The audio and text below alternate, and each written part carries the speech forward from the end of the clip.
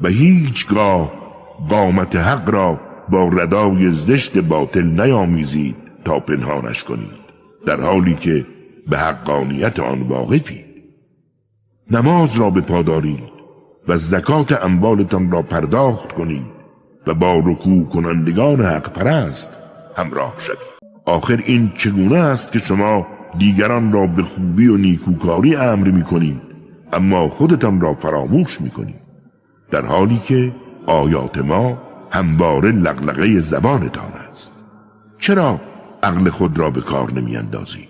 در سختی ها و مصائب روزگار از صبر و نماز نیرو بگیرید، هرچند که می دانم بر همه سخت و گران است مگر بر فروتنان. همانهایی که بیگمان می دانند روزی پروردگارشان را ملاقات خواهند کرد و بدون شک نزد او باز خواهند گشت.